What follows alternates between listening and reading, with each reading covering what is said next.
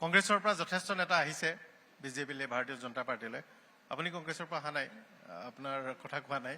ভূপেন বৰা ডাঙৰীয়া যোগদান কৰিছে, আজিও যোগদান কৰিছে, আগন্তুক 10-15 দিনত আৰু যোগদান হ'ব। ভাৰতীয় জনতা পাৰ্টিত এতিয়া কংগ্ৰেছৰ পৰা অহা নেতাৰ সকলো স্থানতে অলপ সংখ্যা বৃদ্ধি পাইছে।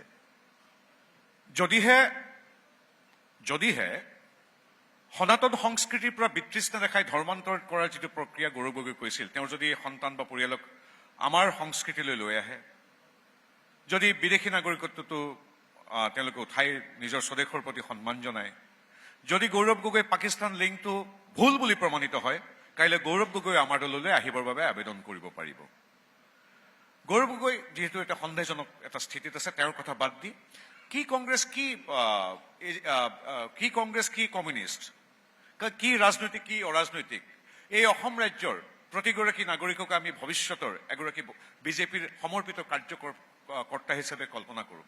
ইয়াত এনেকুৱা নহয় যে আমি আছো 10জন, এই 10জন মানুহে ভাৰতীয় জনতা পাৰ্টিটো চলাই লৈ যাম। শেষ মানুহজন অহালৈকে আমাৰ এই যাত্ৰা অব্যাহত থাকিব। আমাৰ আদৰ্শ, আমাৰ দৰ্শন অসম মাতৃ জয়, ভাৰত মাতৃ জয় বুলি কৈ পঞ্চনিষ্ঠা তথা সৰ্বধৰ্ম সমভাৱ নীতিৰে ভাৰত মাতৃৰ বা অসম মাতৃৰ প্ৰতি সমৰ্পিত হ'বলৈ, ভাৰতীয় জনতা পাৰ্টীৰ দৰ্শন আদৰ্শৰ প্ৰতি সমৰ্পিত হ'বলৈ যি ব্যক্তি নহওক কিয়, তেওঁ যি ৰাজনৈতিক ইতিহাস নাথাকক কিয়, তেওঁ যদি আমাৰ দৰ্শন আদৰ্শ মানি লয়, সকলো মানুহৰ প্ৰতি আমাৰ দুৱাৰ খোলা আছে। কাৰণ প্ৰত্যেকজন মানুহ, আপুনি যিদিনাখন আপুনি ৰিটায়াৰমেণ্ট ল'ব, অৱশ্যে ৰিটায়াৰ্ড নহয় জাৰ্নেলিষ্টসকল, ৰিটায়াৰমেণ্ট ল'লে বা আপুনি আগ্ৰহ প্ৰকাশ কৰিলে আপোনাৰ বাবে আমাৰ দুৱাৰ খোলা আছে। অৰ্থাৎ মই ক'ব বিচাৰিছোঁ, আমাৰ দৃষ্টিত প্ৰত্যেকগৰাকী মানুহে অসম মাতৃ তথা ভাৰত মাতৃ একোগৰাকী অমৃত সন্তান। সেই মানুহগৰাকী যিদিনাখনেই আমাৰ দৰ্শন আদৰ্শত বিশ্বাসী হৈ সমৰ্পিত বিজেপি কাৰ্যকৰ্তা হ'ব, সেই সোণালী দিনটোৰ অপেক্ষাত আমি সদায় থাকোঁ। মই কৈছোঁ, যদি পাকিস্তান লিংক নাথাকিলেহেঁতেন, গৌৰৱ গগৈ হয়তো আজিৰ তাৰিখত আমাৰ সদস্য ভৰ্তিৰ বাবে আবেদন কৰাহেঁতেন, মই তেখেতক সমৰ্থন জনালোহেঁতেন। দৰ্জা খোলা আছে, আহিব পাৰে, একদম পোনপটীয়া কথা নেকি? দুৱাৰ খোলা আছে, যি আহে আহিব পাৰে, মুকলি অফাৰ। আমি নহ'লে আমাৰ কবীন্দ্ৰ পুৰকায়স্থ দেৱৰ বা তেতিয়াৰ দিনত 80 চনৰ পৰা যিটো দল, পূৰ্বতেতো আমাৰ জনসংঘৰ বিশাল এক শক্তি আছিলেই, সেই যে কিছু আমাৰ পূৰ্বজসকলে, আমাৰ জ্যেষ্ঠসকলে যিটো দল আৰম্ভ কৰিলে, যদিহে আমি দুৱাৰ বন্ধ কৰি আমি কেইজনে আমি বুলি যদি বহি থাকিলোহেঁতেন, তেতিয়াহ'লেতো আমাৰ দলত আজি 65 লাখ সদস্য অসমত নহয়। তেখেতসকল কোন? তেখেতসকল হয়তো বহু লোক বেলেগ ৰাজনৈতিক দৰ্শন আদৰ্শত বিশ্বাসী আছিল। আজি অটল বিহাৰী বাজপেয়ীৰ পৰা নৰেন্দ্ৰ মোদী দেৱলৈকে যি কাম কাজ আজি চলিছে, জনহিতাৰ্থে জনসেৱাৰ্থে আই মাতৃৰ যি বন্দনা, পূজন স্মৰণ বন্দন চলিছে, সেই তাৰ প্ৰতি আগ্ৰহী হৈ আজি 65 লাখ মানুহ আহিছিল। তাৰতো বহু লোক বেলেগ ৰাজনৈতিক দৰ্শনতো আছিল। হয়তো ভগৱানে আশীৰ্বাদ কৰিলে আৰু 10 লাখ বৃদ্ধি পাব। গতিকে আমি এগৰাকী ব্যক্তি যেতিয়া আহে, তেওঁ যেতিয়া নিজৰ দৰ্শন আদৰ্শ এৰি থৈ আমাৰ ওচৰলৈ আহিছে, আমি তেওঁক আদৰেৰে আমন্ত্ৰণ জনাব লাগে, আহক আমাৰ দৰ্শন আদৰ্শৰ প্ৰতি সেৱা জনক। শ্যামাপ্ৰসাদ মুখাৰ্জী, আমাৰ দীনদয়াল উপাধ্যায়, ভাৰত মাতৃৰ এই প্ৰতিমূৰ্তিৰ ওচৰত আপুনি এপাহি পুষ্প দিয়ক, আমাৰ দৰ্শন আদৰ্শ বিশ্বাস কৰক। আহক আমি বিকশিত সুৰক্ষিত অসম গঢ়িবৰ বাবে মোদী ডাঙৰীয়াৰ পৰা হিমন্ত বিশ্ব শৰ্মাদেৱলৈকে, নীতিন নবীনৰ পৰা দিলীপ শইকীয়ালৈকে সকলোৰে হাত শক্তিশালী কৰোঁ। এইবাবেইতো আমি সদস্যতা অভিযান সদায় কৰি আছো। সংসদীয় প্ৰত্যক্ষ নিৰ্বাচন ব্যৱস্থাত পবিত্ৰমা গেটৰ প্ৰৱেশ হ'ব নেকি? এই খবৰ ওলাই আছে যে যোৰহাট সংসদীয় সমষ্টিৰ অন্তৰ্গত যিকোনো এটা বিধানসভা সমষ্টিৰ পৰা এইবাৰ প্ৰতিদ্বন্দ্বিতাত নামিব পাৰে। নাই, তেনেকুৱা কোনো কথা নাই, মই গম পোৱা নাই। আচলতে আমি ইমান দিনে বিজেপিত থেকে এইটো গম পালোঁ, বিজেপিত কাম কৰি যাব লাগে। যিদৰে এনেই আপ্তবাক্যতা আছে, কাম কৰি যোৱা ফলাফল বিভুৰ হাতত। আমাৰ দলৰ কাৰ্যকৰ্তাসকলৰ বাবে সমৰ্পিতভাৱে নিজৰ দল, নিজৰ দেশ, স্বদেশ স্বজাতিৰ বাবে কাম কৰি যোৱা, দলৰ বাবে সমৰ্পিত ৰূপত কাৰ্য কৰি যোৱা। কি দায়িত্ব আহে সেইটো সময় নিৰ্ধাৰণ কৰিব আমাৰ জ্যেষ্ঠজনে। আমাৰ দলটোৱে গণতান্ত্ৰিকভাৱে, পৰিয়াল কেন্দ্ৰিক নহয়, নিৰ্দিষ্ট ক্ষেত্ৰত পৰিয়াল কিছুমানে কৰে, আমাৰ গণতান্ত্ৰিকভাৱে সিদ্ধান্ত লোৱা হয়, যি দায়িত্ব দিয়া হয়। মই পূৰ্বতে মুখপাত্ৰ আছিলোঁ, মোক আকৌ মুখপাত্ৰ কৰি দিব পাৰে। গতিকে আমাৰ দলটোৰ মাধুৰ্য তাতে, সৌন্দৰ্য তাতে যে যিকোনো দায়িত্ব দিয়া হয়, সেই দায়িত্বটো প্ৰত্যেকগৰাকী কাৰ্যকৰ্তাই অতি শ্ৰদ্ধা আৰু আন্তৰিকতাৰে গ্ৰহণ কৰে। গতিকে ইয়াত কোনো কথা নাই, আমি যি দায়িত্ব দিয়ে আমি তাকে পালন কৰি যাম। দায়িত্ব দিলে প্ৰত্যক্ষ নিৰ্বাচনলৈ আহিবলৈ সাজু, প্ৰতিদ্বন্দ্বিতালৈ আহিবলৈ মই বাধ্য। মই সিদ্ধান্ত, মোৰ ৰাজনৈতিক সামাজিক জীৱনৰ সিদ্ধান্ত গ্ৰহণ কৰিবলৈ মই কোন? মোৰ সিদ্ধান্ত গ্ৰহণ কৰিব মোৰ দলে। আমাৰ বাবে ৰাষ্ট্ৰ প্ৰথম, দল দ্বিতীয়, তৃতীয়ত আমি ব্যক্তি। গতিকে দলে যি দায়িত্ব দিয়ে পালন কৰিবলৈ এগৰাকী সমৰ্পিত কাৰ্যকৰ্তা হিচাপে মই বুলি নহয়, সন্মানীয় ৰাষ্ট্ৰীয় সভাপতিৰ পৰা আমাৰ বুথৰ সভাপতিলৈকে আমি সকলোৱে দলৰ সিদ্ধান্তক এক অমোঘ বাণী হিচাপে গ্ৰহণ কৰোঁ। এই নিৰ্বাচনত আটাইতকৈ শক্তিশালী বিষয়টো ভাৰতীয় জনতা পাৰ্টিৰ পৰা হ'ব লাগিছিল বিকাশ, কিন্তু বিকাশৰ লগে লগে আন বিষয়বোৰে গুৰুত্ব পাইছে। মই এইটো কথা কৈছোঁৱে যে SITৰ প্ৰতিবেদনেই হওক, মিয়া বিষয়টো আপোনালোকে শক্তিশালীভাৱে পিচ কৰিছে। মূল যিকেইটা বিষয় তাত নিৰ্বাচনী প্ৰচাৰ চলাইও বিজেপি আগবাঢ়ি যোৱাৰ ফল আছিল। বিকাশৰ ক্ষেত্ৰত বিগত স্বৰাজোত্তৰ কালত বিগত সময়ছোৱাত ইমান বিকাশ হৈছে, আনকি কংগ্ৰেছৰ মানুহে ক'বলৈ বাধ্য যে হয়, কংগ্ৰেছৰ মানুহে ক'বলৈ বাধ্য যে হয় কি বিকাশ হৈছে। আগতে আছিল 3 খণ্ডলং, এতিয়া 3 গুণ বৃদ্ধি পাইছে। আজিৰ তাৰিখত 1 কোটি লোকে ভ্ৰমণ কৰিব পৰা বছৰেকত ব্যৱস্থাৰে আজি নতুন এয়াৰপৰ্ট হৈছে। আজিৰ তাৰিখত উত্তৰ পূৰ্বাঞ্চলৰ প্ৰতিখন ৰাজধানী আজিৰ তাৰিখত ৰেলৰ দ্বাৰা সংযোগ হৈছে। মই সিদিনাখন সংসদত কৈছিলোঁ যে 1903 চনত প্ৰথমটো ৰেল ষ্টেচন নিৰ্মাণ হৈছিল নাগালেণ্ডত। দ্বিতীয়টো ৰেল ষ্টেচনৰ বাবে নাগালেণ্ডবাসী তথা উত্তৰ পূৰ্বৰ মানুহে 119 বছৰ ৰ'বলগীয়া হ'ল। Second railway station was commissioned in the year 2022 after the assumption of office by Honorable Prime Minister Modi ji. গতিকে এই ধৰণৰ কথাবিলাক আমি প্ৰত্যেকখন ৰেল মানচিত্ৰত প্ৰত্যেকখন ৰাজ্য সোমাইছে। আজিৰ তাৰিখত শান্তি সমৃদ্ধি এটা এডভান্টেজ আছামতে 5,70,000 কোটি টকা বিনিয়োগ হৈছে। যি মৰিগাঁও জিলাত নেলিকাণ্ড হৈছিল কংগ্ৰেছৰ দিনত, আজি সেই তাত 27,000 কোটি টকাৰ ছেমি কণ্ডাক্টৰ হৈছে। গতিকে এই কথাবিলাক আমি জানো, আমি প্ৰত্যেকে দেখিছোঁ। আজি বিশ্ববিদ্যালয়, আজি মহাবিদ্যালয়, চিকিৎসালয়, মেডিকেল কলেজৰ চিট দুগুণলৈ বৃদ্ধি, প্ৰত্যেকখন জিলাত মেডিকেল কলেজ, IIM, এইমছ, এই under water tunnel, elevated corridor, বনাঞ্চলৰ ভূমি বৃদ্ধি, গড় হত্যা ৰোধ, অসমীয়া ভাষাৰ মৰ্যাদা, ইউনেস্কোৰ মৰ্যাদা চৰাইদেউলৈ, এই সকলোবিলাক আমি দেখিছোঁ, আমি কৈ যাম। কিন্তু জাতিৰ সুৰক্ষাৰ সামগ্ৰিকভাৱে যদি আহে, মিয়াৰ যিটো আগ্ৰাসী ৰূপ, এই কথাটো কৈ যোৱাটো প্ৰতিগৰাকী ৰাজনৈতিক কৰ্মীয়ে নহয়, প্ৰতিগৰাকী নাগৰিকৰ এটা কৰ্তব্য যে চোৱা আগ্ৰাসী ৰূপত কিদৰে আমাৰ 11খন জিলা ইতিমধ্যে দখল কৰিলে, কিদৰে আজিৰ তাৰিখত সৰুপথাৰ বৰপথাৰ পাইছেগৈ, তাত প্ৰায় 15,000 মান মানুহ তাৰ পৰা উচ্ছেদ কৰিবলগীয়া হৈছে। গতিকে এই কথাবিলাক আমি ক'বই লাগিব, কাৰণ আমি বিকাশ আমি দেখি আছোঁ, আৰু এই দুৰ্নীতিমুক্ত অসম আমি দেখি আছোঁ। আজিৰ তাৰিখত প্ৰত্যেকগৰাকী হিতাধিকাৰীৰ ধন ডাইৰেক্ট বেনিফিট ট্ৰেন্সফাৰৰ জৰিয়তে মাজত কোনো দালাল বা মধ্যভোগী নাই। পোনপটীয়াকৈ আজি অৰুণোদয় হওক বা যিকোনো এটা আঁচনিৰ পইচা পোনপটীয়াকৈ যায়। আগতে ইন্দিৰা আৱাস যোজনাৰ ঘৰটো 60,000 টকা আহে, 30,000 টকা কংগ্ৰেছৰ দালালৰ পৰা গোটেই পইচাখিনি আধা পইচা খাই দিয়ে। সকলো ইন্দিৰা আৱাস যোজনাৰ ঘৰ অসম্পূৰ্ণ। এতিয়া কোনো মধ্যভোগী নাই, টিংকে এটা শব্দ হ'ব মোবাইলত পইচা আহি যায়। আগতে বিধৱা পেঞ্চনৰ পইচাও 100 টকা খাইছিল কংগ্ৰেছী দালালে। আজিৰ তাৰিখত অৰুণোদয় আঁচনিয়ে হওক বা নিযুত মইনা আঁচনিয়ে হওক বা বাবু আঁচনিয়ে হওক, প্ৰত্যেকটো হিতাধিকাৰীৰ প্ৰত্যেকটো পইচা পোনপটীয়াকৈ আজি হিতাধিকাৰীৰ তাত পায়, কোনো মধ্যভোগী দালাল নাই। আজিৰ তাৰিখত আপুনি যদি দিছপুৰলৈ যায়, দিছপুৰৰ যিকোনো চৰকাৰী চাকৰিয়াক সোধক, আপুনি যিকোনো এগৰাকী চৰকাৰী কাৰ্যালয়ত সোধক মফচলৰো, যে আগতে কি আছিল, কংগ্ৰেছৰ যুৱ কংগ্ৰেছে হওক বা কংগ্ৰেছৰ দালালবিলাক হয় বিষয়াবিলাকৰ টেবুলৰ সন্মুখত বহি থাকে। আজিৰ তাৰিখত আপুনি মিয়াই দেখিছে নে দালালে দেখিছে দিছপুৰত? আজিৰ তাৰিখত সেইবিলাক নাই।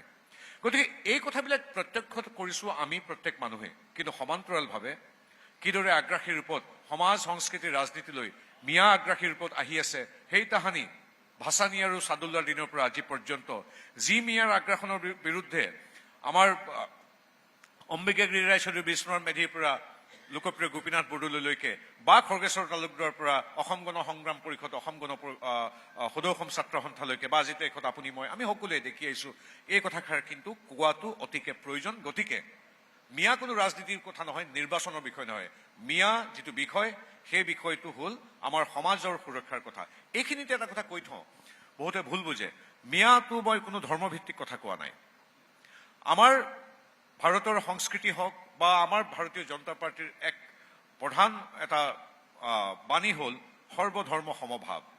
আমাৰ মোদী ডাঙৰীয়াৰ কথাই হ'ল সবকা সাথ, সবকা বিকাশ, সবকা বিশ্বাস, সবকা প্ৰয়াস। তাত প্ৰতিটো জাতি ধৰ্ম বৰ্ণ, হিন্দু মুছলিম খ্ৰীষ্টান জৈন, উই অল আৰ ইউনাইটেড। কিন্তু ইয়াত কথাটো বেলেগ। Assam is very special in this case. We are talking about the aliens, the illegal migrants who is engulfing us decades after decades. This is not a religion-centric statement. We are not pointing out any religion. I'm not talking about any religion. I'm talking about the people of Bangladeshi origin, the erstwhile East Pakistan, who are engulfing our heritage, our culture, our economic and political right privileges, our civilization, মই তেখেতসকলক কৈছোঁ। আমাৰ এই কথাটো কোনো ধৰ্মভিত্তিক কথা নহয়। আমাৰ কথাটো হ'ল সেই যিখিনি মানুহে বিগত দশক জুৰি আমাক কৈছে, আমি এই কথাখিনি ক'বই লাগিব। কিন্তু এইটো ঠিক, ৰাজধৰ্ম পালন কৰি 71 আগত অহা মানুহখিনিয়ে আমাৰ সকলো সুৰক্ষা সুবিধা পাইছে, আৰু কংগ্ৰেছত আমাক একোৱেই ক'ব নোৱাৰে। আটাইতকৈ বেছি গোষ্ঠীগত সাম্প্ৰদায়িক ধৰ্মীয় সংঘৰ্ষ হৈছিল কংগ্ৰেছৰ দিনত, কিন্তু আজিৰ তাৰিখত নৰেন্দ্ৰ মোদীদেৱে যেতিয়া এইখন দেশৰ প্ৰধান সেৱক দায়িত্ব ল'লে, হিমন্ত বিশ্ব শৰ্মা তথা সৰ্বানন্দ সোণোৱাল যেতিয়া আমাৰ ৰাজ্যৰ মুখ্যমন্ত্ৰী হ'ল, সেই দিনটোত আজিৰ তাৰিখত এটাও গোষ্ঠীগত ধৰ্মীয় সংঘৰ্ষ হোৱা নাই।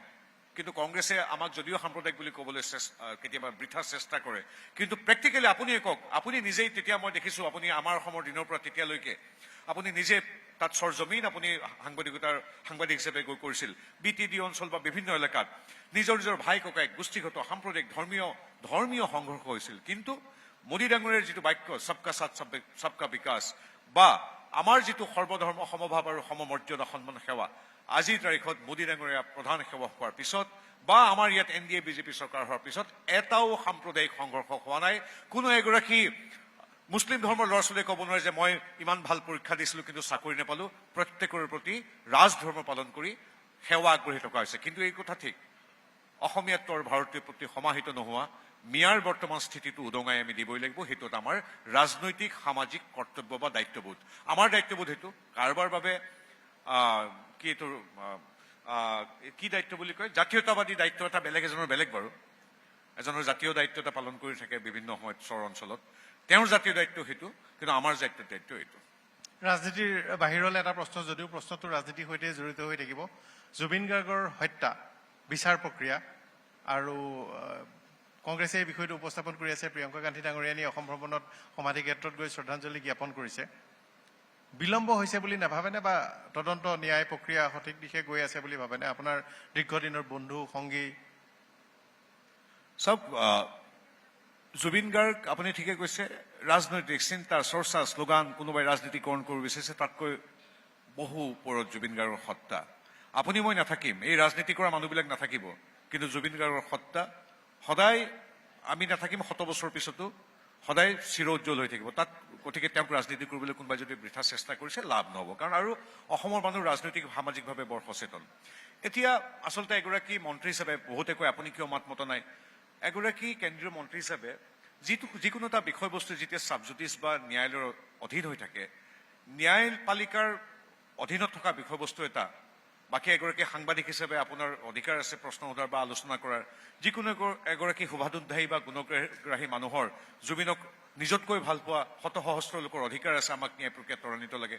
কিন্তু এগৰাকী কেন্দ্ৰীয় মন্ত্ৰীয়ে আচলতে ন্যায়পালিকা বিচাৰাধীন বস্তু তাত সেই একেধৰণে কোৱাত অসুবিধা হয়। কিন্তু তেওঁৰ এগৰাকী কৈশোৰৰ বন্ধু হিচাপে, যাৰ লগত মই ৰুমমেটে আছোঁ 11 বছৰ, একেটা কোঠাত আমি আছোঁ, শেষ মুহূৰ্তলৈকে যি মোৰ অভিন্ন বন্ধু হৈ থাকিল, সেই বন্ধুজনৰ ক্ষতিত মোৰ যিটো বেদনা, সেইটো কথা আচলতে মই ভাষাৰে প্ৰকাশ কৰিব নোৱাৰোঁ।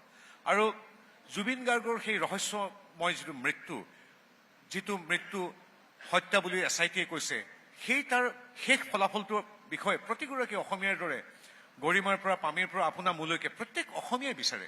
হিমন্ত বিশ্ব শৰ্মাৰ পৰা দেৱৰ পৰা আদি কৰি কোনোবা অখ্যাতগৰ, কোনোবা জুবিনৰ গুণগ্ৰাহী, কোনোবা এগৰাকী সফল তৰুণলৈকে প্ৰত্যেক মানুহে বিচাৰে। তাত কোনো আচলতে পাতিবলগীয়া কথাই নাই। বিলম্বৰ কথাটো মই ক'ব নোৱাৰোঁ, কাৰণ মই এগৰাকী কেন্দ্ৰীয় চৰকাৰৰ এগৰাকী মন্ত্ৰী, ন্যায়পালিকা বিচাৰাধীন বস্তু এটাৰ বিষয়ে মই ক'ব নোৱাৰোঁ। কিন্তু এই কথাটো ঠিক, আজি মই ছ'চিয়েল মিডিয়াত পালোঁ, মই নিজে ভাষ্যটো শুনা নাই। সন্মানীয় মুখ্যমন্ত্ৰী মহোদয় কৈছে যে অসমৰ ৰাইজে যদি বিচাৰে আমি ফাষ্ট ট্ৰেক আদালতৰ কথা ক'ম। গতিকে ইয়াত খুব যুদ্ধকালীন ক্ষিপ্ৰতাৰে SIT-য়ে যিখিনি কৰিব পাৰে সেইখিনিলৈকে কৰিলে। মুখ্যমন্ত্ৰীদেৱে জুবিন গাৰ্গে আমাক কায়িকভাৱে এৰি যোৱা দিনটোৰ পৰা আজিলৈকে কিদৰে নিজৰ ভাতৃ বা অসমৰ আটাইতকৈ উজ্জ্বলতম জ্যোতিষ্কটোৰ বিষয়ে কি কৰিব লাগে, সেই শিল্পীজনৰ বিষয়ে কি কৰিব লাগে, সকলো কাম কৰি আহিছে। আৰু পৰৱৰ্তী সময়ত প্ৰতিটো কামেই কৰি যাব। এতিয়া আমাৰ কথা হ'ল জুবিনৰ ন্যায় প্ৰাপ্তি, সেই ৰহস্য মৃত্যুৰ সমাধান লাগিবই, কি আছিলে আমি প্ৰত্যেকে গম পাব লাগিব। যদি সেইটো এটা হত্যা, তাৰ শাস্তি আমি প্ৰত্যেকে বিচাৰোঁ। দ্বিতীয় কথা, তেওঁৰ সৃষ্টিৰাজি সীমাৰ পৰিধিভেগী বিশ্বব্যাপ্ত কৰিব লাগিব, আৰু সেই গুণ গৰিমাৰে বৈভৱশালী জুবিনৰ সৃষ্টি বিশ্বজনীন তাৰ আবেদন আছে, সেই বিশালতা আছে তেখেতৰ সৃষ্টিৰাজিত। তৃতীয় কথা, সমাধি ক্ষেত্ৰতো আমি দেখিছোঁ যে ইতিমধ্যেই চৌপাশ কৰাৰ পৰা আদি কৰি এখন কমিটি নিৰ্ধাৰণ কৰিছে। কমিটিয়ে কেনেধৰণে সুন্দৰভাৱে জুবিনৰ সেই সমাধি ক্ষেত্ৰটো বা জুবিন ক্ষেত্ৰটো, সমাধি ক্ষেত্ৰ বুলি ক'বলৈ অলপ বেয়া লাগে, জুবিন ক্ষেত্ৰটো কিদৰে এটা সুন্দৰ এটা ক্ষেত্ৰলৈ পৰিৱৰ্তিত হয়, অনুপম হয়, তাৰ বাবে তেওঁলোকেও চিন্তা কৰিছে। আমি ভাবোঁ সেই কামবিলাকো হৈ থাকিব। কিন্তু এইটো ঠিক যে জুবিনৰ জাষ্টিছ প্ৰত্যেকে বিচাৰোঁ। কিন্তু ব্যক্তিগতভাৱে মই এক সাংবিধানিক পদত আছোঁ বাবে মই ন্যায়পালিকা বিচাৰাধীন বিষয় এটা, বেলেগে কোৱাৰ যিটো স্বাধীনতা আছে বা যেনেকৈ ক'ব পাৰে, মোৰ মনত গুজৰি গুমি থাকিলেও মই ক'ব নোৱাৰিম। আশা কৰিছোঁ 26 ফেব্ৰুৱাৰী কেবিনেটত চৰকাৰে এই সন্দৰ্ভত এটা শক্তিশালী সিদ্ধান্ত গ্ৰহণ কৰিব। ধন্যবাদ জনাইছোঁ পবিত্ৰ মাৰ্ঘেৰিটা ডাঙৰীয়া ইমান সময় দিয়াৰ বাবে। গানটো শুনিবলৈ আগ্ৰহ আছিল, দুআষাৰ ক'ব পৰা অৱস্থাত আছে নেকি? শুনামতে কেম্পেইনৰ এটা নাই, আমি মুঠতে প্ৰথম কৈ দিছোঁ ওলালো তেনেধৰণে কিবা এটা আছে। মই নকওঁ, আপোনাৰ তাতে আমি দিমেই যেতিয়া আমি গানটো দিম। পুনৰবাৰ আমি নিউজ 18 নৰ্থ ইষ্ট অসমৰ প্ৰতিগৰাকী, আপোনাকে ধৰি প্ৰতিগৰাকী সাংবাদিক বন্ধুৰ কাৰ্যকৰ্তাসকল আৰু অসম তথা ভাৰত আৰু বিশ্বৰ বিভিন্ন প্ৰান্তত সিঁচৰতি প্ৰতিগৰাকী দৰ্শকলৈ সশ্ৰদ্ধ প্ৰণাম আগবঢ়াইছোঁ। পবিত্ৰ মাৰ্ঘেৰিটা হিচাপে নহয়, আজিৰ তাৰিখত সুযোগ গ্ৰহণ কৰিছোঁ বিজেপিৰ এগৰাকী কাৰ্যকৰ্তা হিচাপে। আশীৰ্বাদ বিচাৰিছোঁ প্ৰতিগৰাকী ব্যক্তিৰ এখন সুৰক্ষিত বিকশিত অসমৰ বাবে, আৰু সেই আশীৰ্বাদ বিচাৰি আমি আপোনালোকৰ দুৱাৰে যাম। আমি ভাবোঁ বিগত সময়ৰ দৰে এইবাৰো এখন বিকশিত আৰু সুৰক্ষিত অসমৰ বাবে আপোনালোকে আমাক আশীৰ্বাদ দিব। ধন্যবাদ। জয় অসম, বন্দে মাতৰম। ধন্যবাদ।